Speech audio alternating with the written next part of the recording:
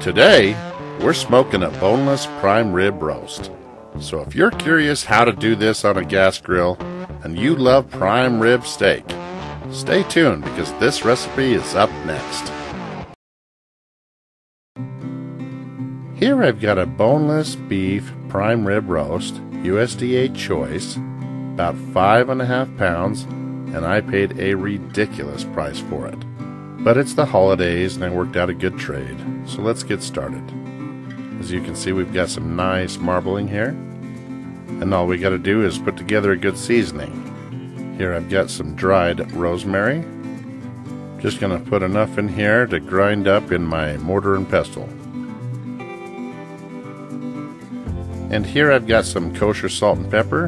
I'm going to add that ground rosemary right to it. I'm going to mix this up evenly. And I'm going to sprinkle this on the entire roast, top, bottom, sides, everything. Give it a good rub. Now you may or may not know, in the past I uploaded a bone-in prime rib roast. And if you're interested in doing that indoors in an oven, I'll post a link in the description and at the end of this video. Today's prime rib, however, is going to be smoked. And we don't want to lose any of those drippings, so here I've got a cake pan and a wire rack. I'm going to take that prime rib roast and lay it right over the top. And we'll just head on out to the grill. Now my gas grill has 3 burners. I only turn on the front one that goes down here and up the side under the smoke tube. I run indirect heat on the back 2 burners here, and that's where we'll put our prime rib roast. And I'm going to probe the thickest part of the roast with a meat thermometer so we can keep an eye on the internal temperature. I'm going to set my thermometer for 120 degrees Fahrenheit. I'm going to fire up the pellets in my smoke tube, and I'm going to drop the lid for approximately 4 hours, maintaining 225 degrees Fahrenheit inside the grill. And just like clockwork, it's been almost exactly 4 hours and we've hit the internal temperature for my medium rare goal.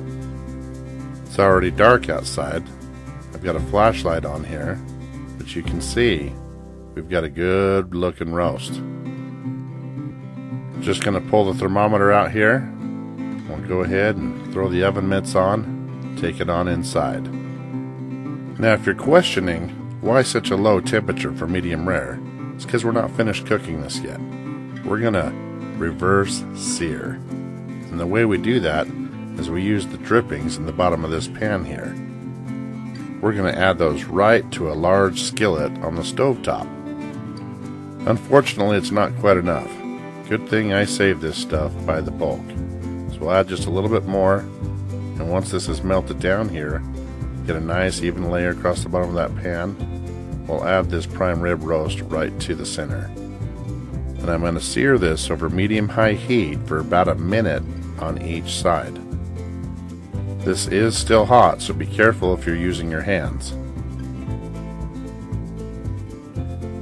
As you can see, we're getting some real nice color.